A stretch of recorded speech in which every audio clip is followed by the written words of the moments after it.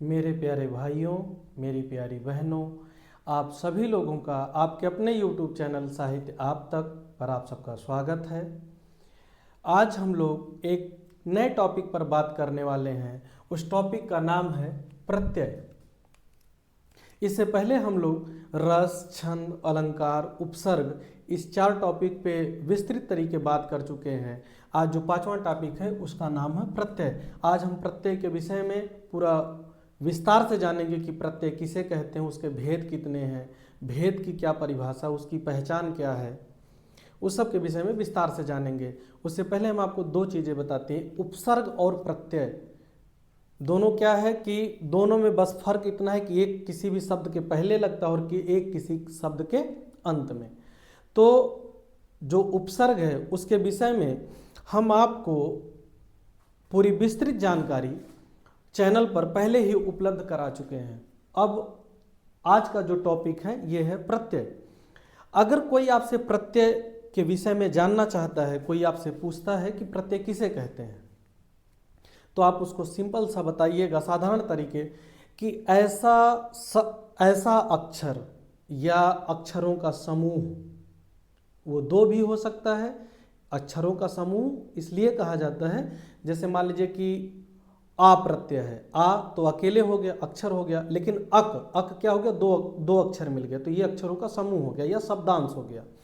यानी ऐसा अक्षर या अक्षरों का समूह या शब्दांश जो किसी शब्द के अंत में लगकर उस शब्द के अर्थ को बदल दे या उसमें कोई नई विशेषता ला दे, उसे ही हम क्या कहते हैं, प्रत्यय कहते हैं। इसी तरीके उपसर्ग है कि ऐसा शब्दांश या अक्षर जो किसी शब्द के पहले लग करके उसके अर्थ में विशेषता ला दे, कुछ नयापन ला दे, उसे हम क्या कहते हैं, उपसर्ग कहते हैं।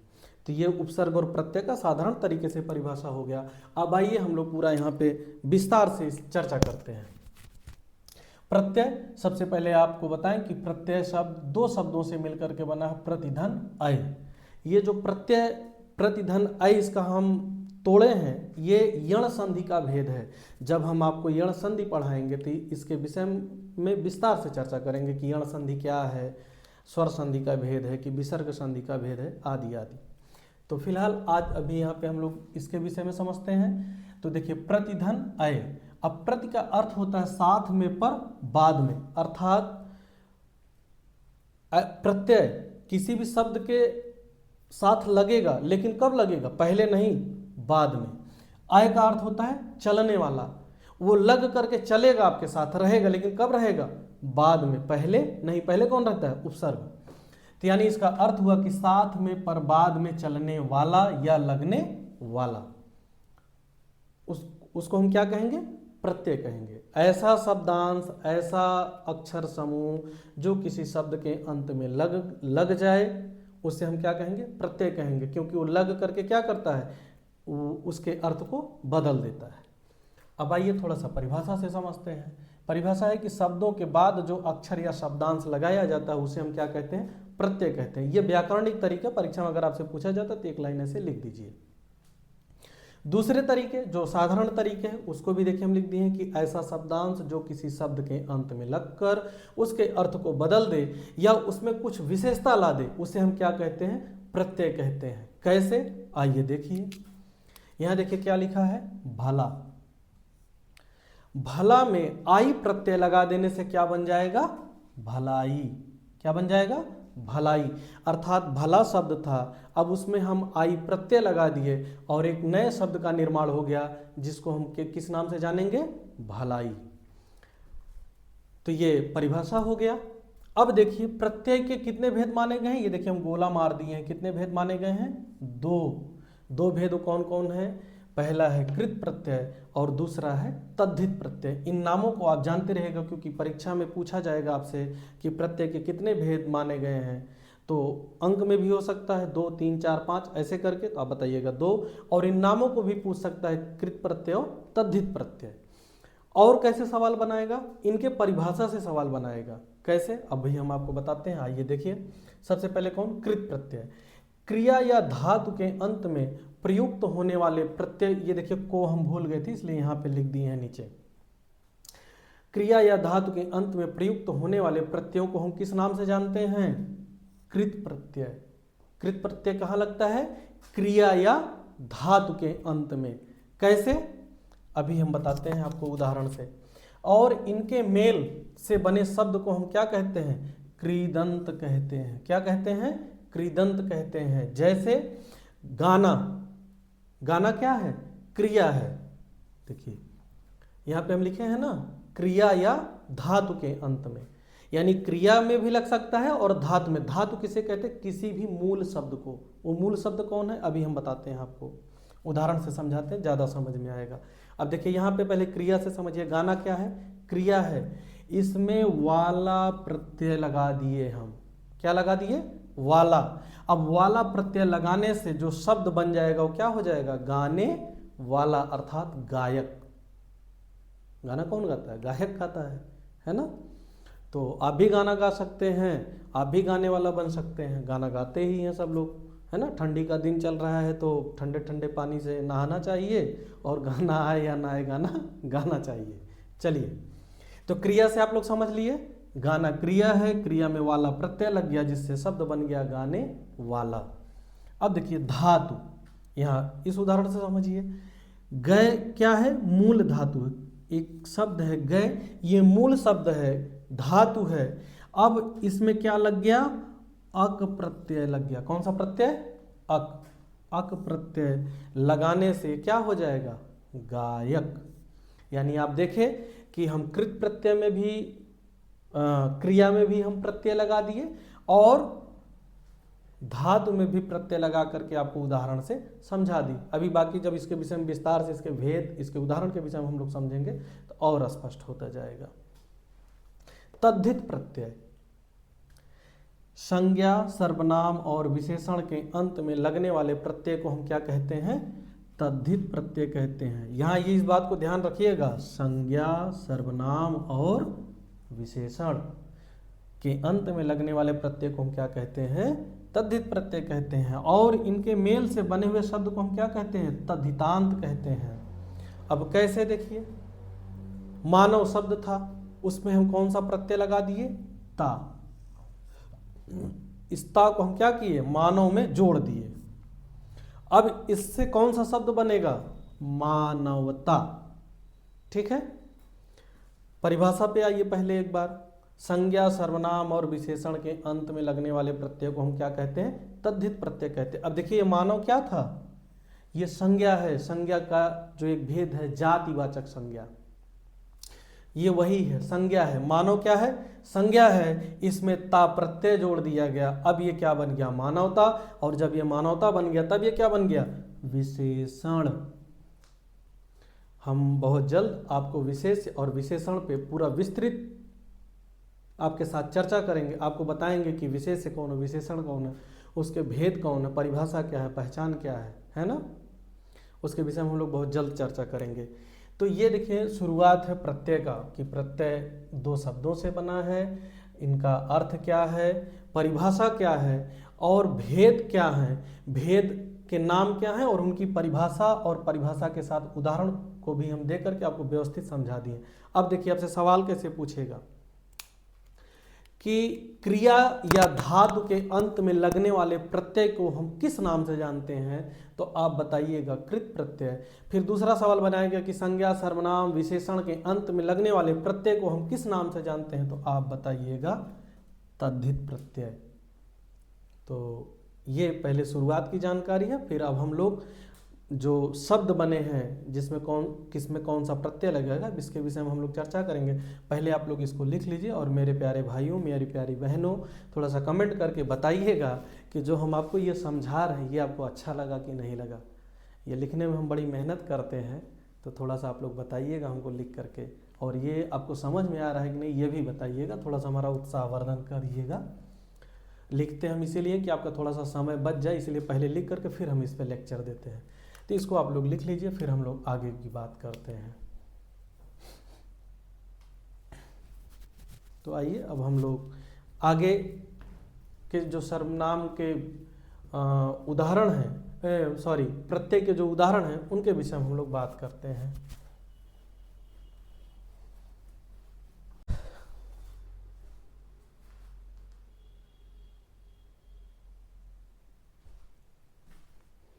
चलिए तो हम लोग अब थोड़ा सा उदाहरण पे बात करते हैं, जो प्रत्यय के उदाहरण हैं उन पे चर्चा करते हैं। तो सबसे पहले हम हिंदी के जो कृत प्रत्यय हैं उनके विषय में जानते हैं, उनके उदाहरण के विषय में जानते हैं। तो यहाँ पे देखिए अभी हम लिख दिए हैं, अब चलिए हम लोग इस पे बात करते हैं। जो सबसे पहला कृत प्रत्यय है वो है अक्कड़। और ये देखिए मूल धातु यानी मूल शब्द कौन कौन है? घूम, पी, बूझ, भूल। अब देखिए इसे शब्द देखिए कैसे बना है। घूम से बना घुमक्कड़, पी से बना पियक्कड़, बूझ से बना बुझक्कड़, भूल से बना भुलक्कड़। अब आपसे जो परीक्षा में सवाल पूछा जाएगा वो ऐसे दे दिया जाएगा कि पियक्कड़ शब्द में कौन सा प्रत्यय है। अब आप इसको अगर याद है आपको तो देख करके तुरंत लगा देंगे अक्कड़। नहीं याद है तो आप इसको तोड़िएगा कि पियक्कड़ पी धन अक्कड़। ठीक है, ये भी देखिए यण संधि का भेद है। संधि जब आपको पढ़ाएंगे तो आपको ये तोड़ना आ जाएगा, ई का क्या हो जाएगा? या हो जाएगा।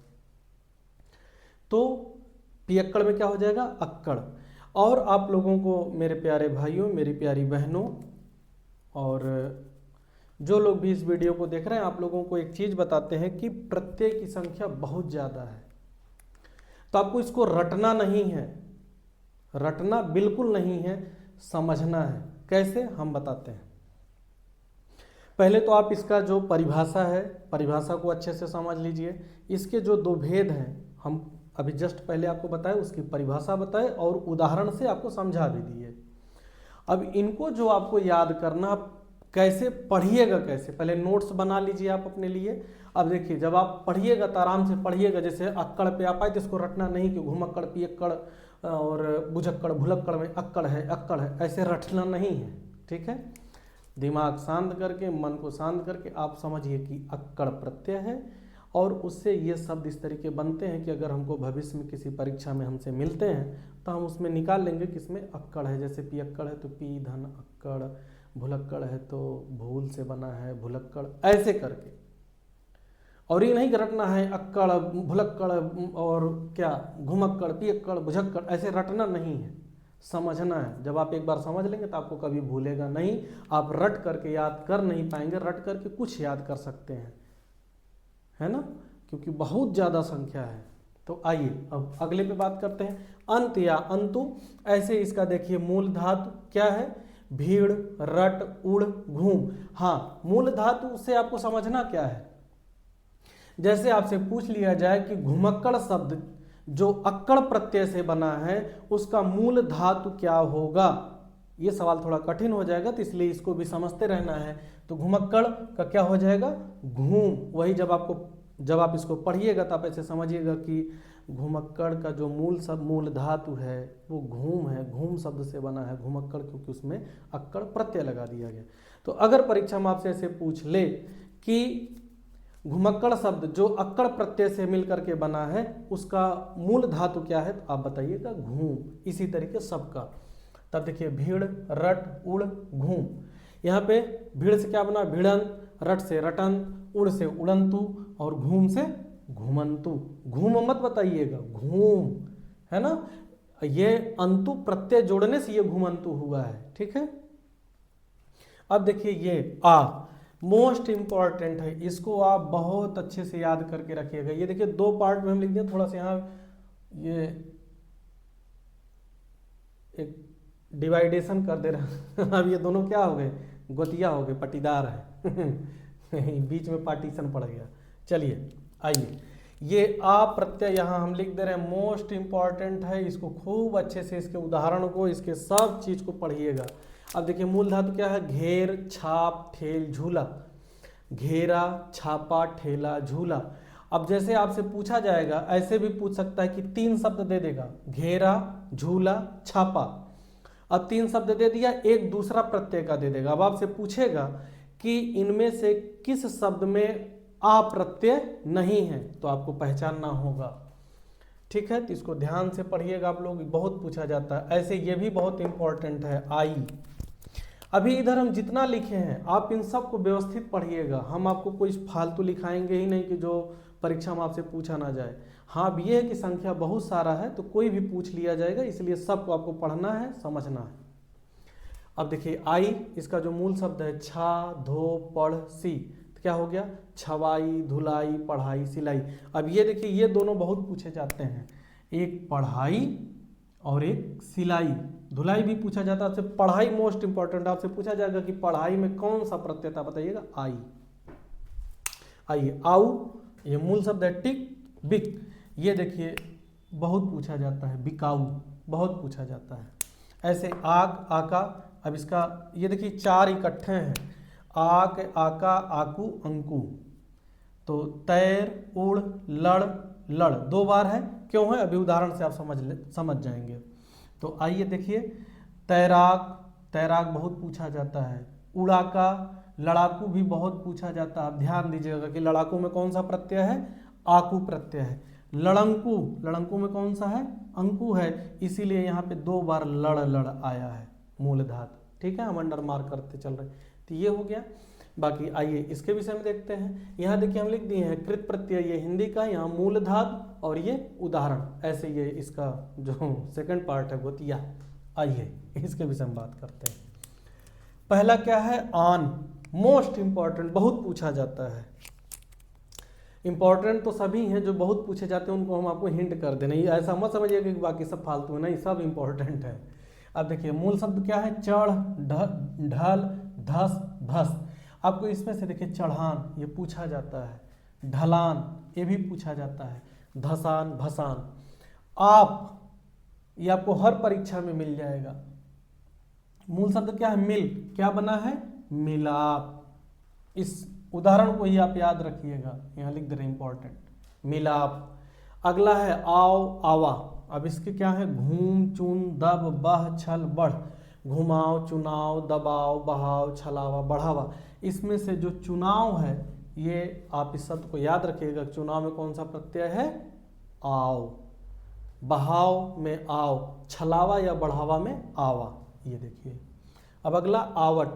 आवट भी बहुत पूछा जाता है, और आवट से जो शब्द बना है सजावट, बहुत पूछा जाता है। तो थक, रोक, लिख, सजा, यानी सजावट, थकावट, रुकावट, लिखावट। ठीक है, तो ये उदाहरण है। यहाँ एक देखिए नोट हम लिख दें कि हिंदी के प्रायः सभी कृत एवं तद्धित प्रत्यय संस्कृत के कृत एवं तद्धित प्रत्ययों से ही विकसित हुए हैं। अर्थात जो हिंदी के प्रत्यय का निर्माण हुआ है, आप यूँ कह सकते हैं कि उनका निर्माण संस्कृत के प्रत्ययों से ज़्यादा हुआ है, यानी उन्हीं से मिल करके बने हुए हैं। तो ये कुछ उदाहरण हैं। मेरी प्यारी बहनों, मेरे प्यारे भाइयों, आज की इस वीडियो में बस इतना ही। अब हम लोग सेकंड पार्ट में विस्तार से जो बचा हुआ उदाहरण है उस सब के विषय में लिखेंगे और आप लोगों को हम पहुंचाएंगे। आपके लिए एक प्यारा सा नोट्स तैयार करवाएंगे। ये देखिए स्याही चू गया है ये है, क्षमा करिएगा। तो चलिए आज के लिए बस इतना ही। अब हम लोग मिलते हैं कल सेकंड पार्ट में। तब तक के लिए आपसे हर बार की तरह गुजारिश है कि वीडियो को लाइक कर दीजिएगा, चैनल को सब्सक्राइब कर लीजिएगा और आप लोग अपने लिए एक प्यारा सा नोट्स बनाते चलिए। हम बार बार कह रहे हैं, ये आपके हर परीक्षा के लिए उपयोगी है। कोई भी परीक्षा आप दे रहे हो, 9, 10, 11, 12, पुलिस, टीजीटी, पीजीटी, जीडी, कोई भी आप एग्ज़ाम दे रहे हो, आपसे यहाँ से सवाल पूछ लिए जाएंगे और आपका गलत नहीं होगा, हमारा विश्वास है। तो चलिए, चलते चलते आप लोगों को मेरा नमस्कार। थोड़ा सा अपने सहयोगियों से सहयोग दिलवाइए, आप सहयोग करिए और अपने साथियों को भेजिए ताकि हम सभी लोगों तक जो निःशुल्क शिक्षा पहुंचाने का संकल्प है वो हमारा पूरा हो सके। धन्यवाद।